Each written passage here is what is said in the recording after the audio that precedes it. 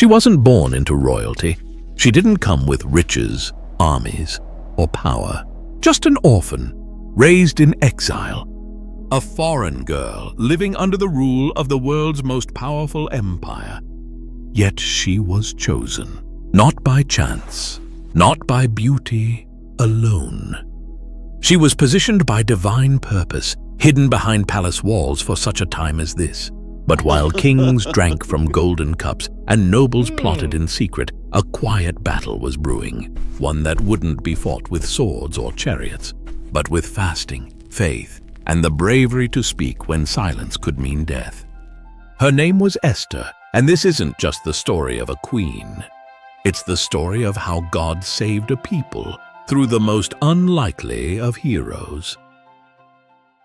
In the days of King Xerxes, who ruled over 127 provinces from India to Ethiopia, his power stretched across the known world. From his throne in Susa, he reigned with absolute authority. To display his greatness, Xerxes held a lavish feast for 180 days, inviting nobles, princes, and military leaders from across the empire. Gold goblets and royal wine flowed freely. When those 6 months ended, the king opened the palace gates to everyone in Susa, hosting a 7-day banquet in the garden courtyard. Wine was served generously, with no restrictions. Meanwhile, Queen Vashti hosted a separate feast for the women inside the palace. But on the 7th day, when the king was merry with wine, he made a prideful demand: that Queen Vashti be brought before the guests wearing her royal crown so they could admire her beauty. Vashti refused. She would not parade herself before a drunken crowd. The king's pride was wounded. His own queen had publicly defied him. Enraged and humiliated, Xerxes turned to his wise men. One advisor, Memucan, warned that her defiance would spread. He said, "All women will hear of this and dishonor their husbands." They urged the king to remove Vashti and issue a decree throughout the empire that every man should rule his own household. The king agreed. A royal edict was sent to every province in every language, and Queen Vashti was dethroned. But little did they know, God's unseen hand had just begun to move. As time passed, King Xerxes' anger faded, and he began to reflect on Queen Vashti, her beauty, her bold defiance, and the decree that banished her. Though the law could not be undone, her absence lingered. Sensing the king's mood, his advisors proposed a solution. Let beautiful young virgins be brought from every province. After beauty treatments, the king can choose a new queen to replace Vashti. The king agreed.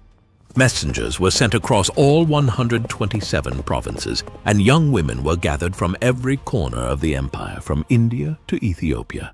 Among them was Hadassah, known by her Persian name Esther, a young Jewish orphan raised by her cousin Mordecai, a Jew living in Susa. He had taught her to fear God and keep her identity hidden in a foreign land.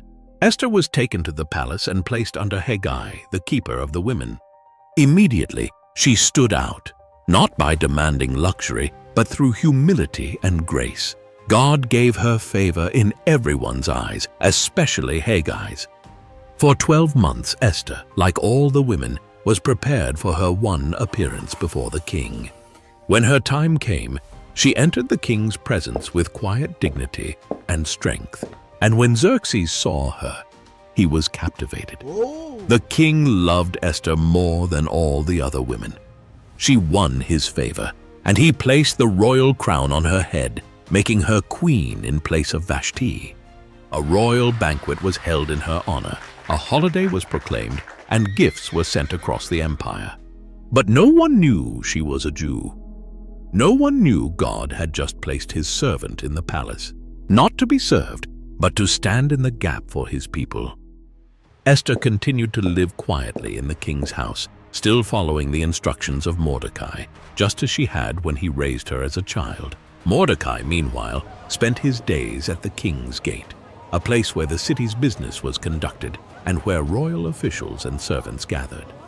Though he was no nobleman, God had placed him there with purpose. One day, as Mordecai sat in his usual place, he overheard something chilling. Two of the king's eunuchs, Bigthan and Teresh, who guarded the entrance to the palace, were speaking in hushed, angry tones. Their voices low but full of resentment, they plotted to assassinate King Xerxes. What they intended was treason, the murder of the most powerful man in the world. Mordecai didn't hesitate. He sent word immediately to Queen Esther, who now had direct access to the king. Esther relayed the warning to Xerxes, clearly stating that the information came from Mordecai. An investigation was launched.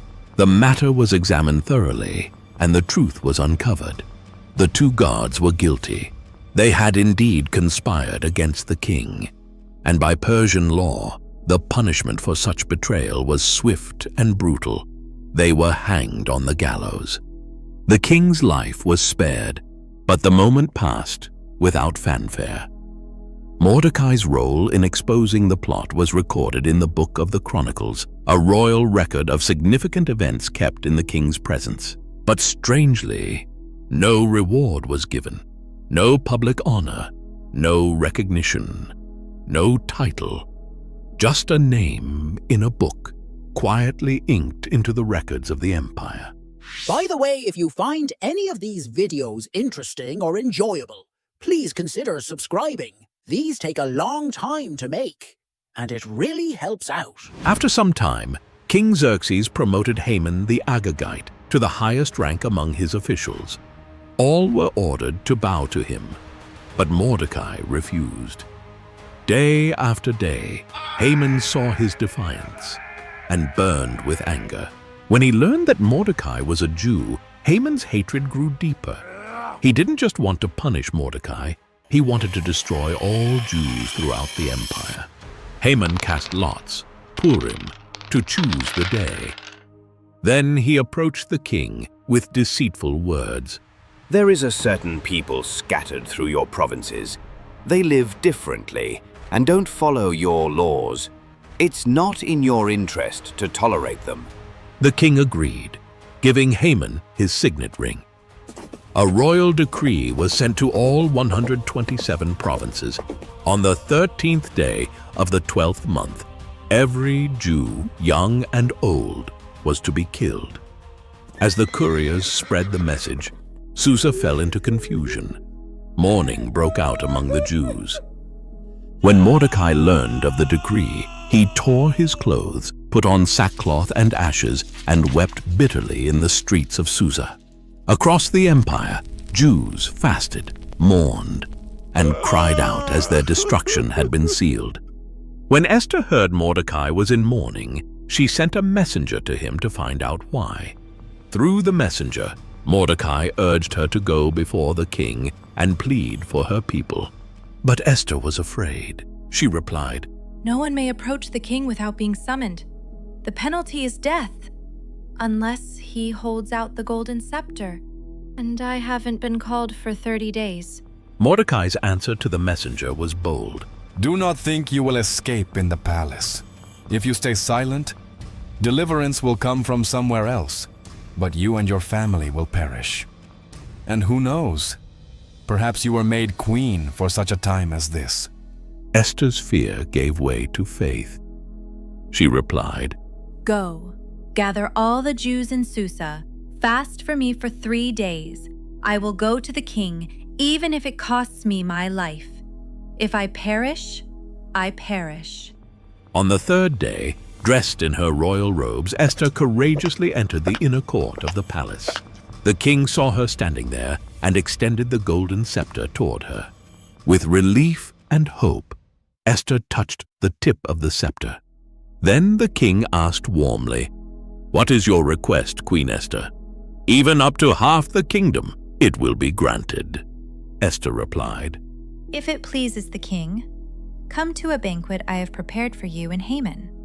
The king smiled, intrigued by her invitation, and readily agreed. And both he and Haman attended Esther's banquet. Yet, throughout the meal, Esther did not speak of her petition. Instead, she observed the king closely, her eyes searching for the right moment. Before the meal ended, Esther extended another invitation. Please come again tomorrow, and then I will share my true request. The king's interest deepened, and Haman's curiosity grew, both eager and uncertain about what Esther's plea might be. That night, King Xerxes lay awake, restless and troubled. Nothing could soothe his mind, not the royal wine, nor the comforts of his palace. Desperate for distraction, he ordered his servants to bring the Book of the Chronicles, the official record of the kingdom's events.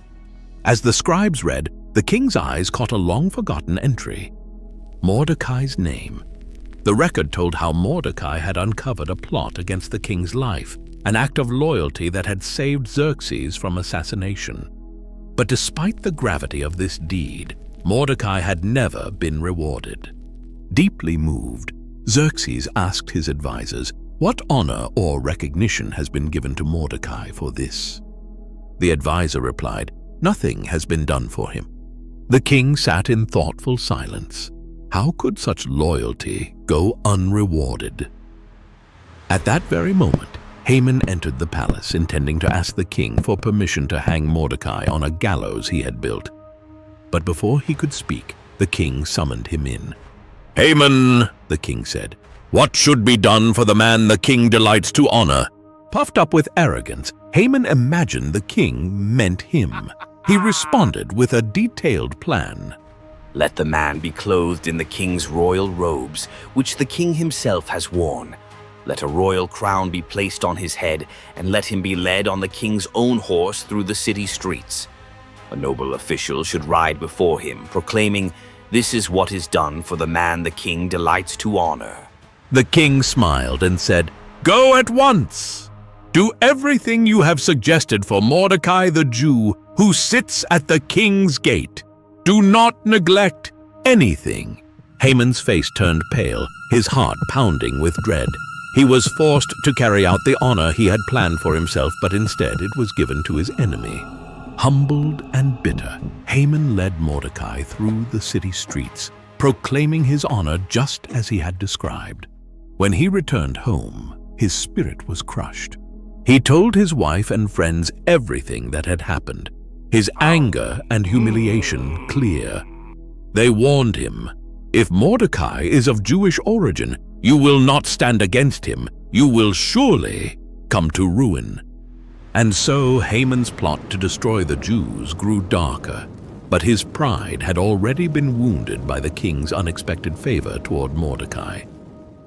At the second banquet Esther had prepared, the king and Haman took their seats once again beside the queen. King Xerxes looked at her intently and asked once more, What is your request, Queen Esther? Speak, for your wish shall be granted, even to half the kingdom. With courage and conviction, Esther spoke her heart. If I have found favor in your sight, O king, and if it pleases you, grant me my life. This is my petition, and spare my people. This is my request. The king's expression shifted, a flash of shock crossing his face. Esther continued, For we have been sold, distressed, I and my people, to be destroyed, killed, and annihilated. Had we merely been sold as slaves and servants, I would have kept silent, for no such distress would justify troubling the king.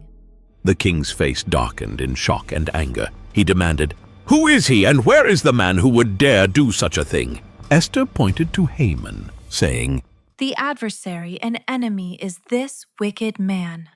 Enraged beyond measure, King Xerxes rose and left the banquet hall to cool his fury.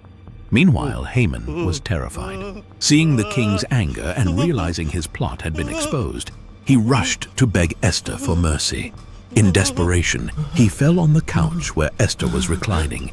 He clung to her, pleading for his life. At that moment, King Xerxes returned suddenly. He saw Haman clinging to Esther and shouted, Will he even assault the queen while I am in the house? The king's guards seized Haman, and he was swiftly led away and hanged on the very gallows he had prepared for Mordecai. Thus, The plans of the wicked were overturned in a single moment, and justice was served. After Haman was hanged, King Xerxes gave his entire estate to Queen Esther. She, in turn, appointed Mordecai over it. The king also removed his signet ring, once given to Haman, and placed it on Mordecai's hand, giving him royal authority. But the danger wasn't over. Though Haman was dead, his decree remained law. In Persia, a royal edict sealed with the king's ring could not be revoked, not even by the king himself. The day of destruction against the Jews still loomed on the calendar, the 13th day of the 12th month. So Esther once again approached the king. This time not for her life, but for the life of her people. How can I bear to see disaster fall on my people? She pleaded. King Xerxes granted permission for a new decree to be written, one that would counter the first. Mordecai quickly summoned the royal scribes and wrote in the king's name, "The Jews in every city have the right to assemble and defend themselves. They may destroy anyone who attacks them and take their enemies' goods if needed." This decree was sent out swiftly to all 127 provinces in every language, sealed with the king's ring. As it spread, hope was revived. Where there had been mourning, now there was light and gladness. On the appointed day, the Jews stood united across the empire. With royal protection and newfound courage, they rose up and defeated their enemies. In Susa, 800 attackers were struck down, including Haman's 10 sons, notorious men who had stood by their father's wicked plans, who were later hanged at Esther's request. Esther also asked for one more day of defense in Susa, and the king granted it. Across the empire, 75,000 enemies were defeated. Yet again, the Jews took no plunder. Their fight was for survival, not gain. It was not a day of greed. It was a day of justice. When the battle was over, the people rested, and what began as a day of dread became a day of victory and celebration. To remember their deliverance, the Jews established a yearly celebration called Purim, named after the lots Haman had cast to plan their destruction, now a symbol of God's reversal. Every year on the 14th and 15th of Adar, they would feast, rejoice, send gifts to one another, and give generously to the poor. A day that was once marked for death became a day of life. Mordecai was honored throughout the empire, clothed in royal blue and white, second only to King Xerxes. But it wasn't his power that made him great. It was his heart. He sought the good of his people and spoke peace and truth to all. And though God's name is never mentioned in the entire Book of Esther, his fingerprints are everywhere. In every twist, every risk, every rescue. What was meant for destruction, God used for salvation. The story of Esther reminds us, even when God seems silent, he is never absent. Even when the odds are against us, he is already at work. Perhaps you too are where you are for such a time as this, not by accident, not unseen, but chosen, positioned, and called. Because the God who reversed the fate of a nation still writes stories of redemption today, and yours could be next. If you haven't subscribed yet, please don't forget to do so. It really helps us continue providing you with amazing videos like this.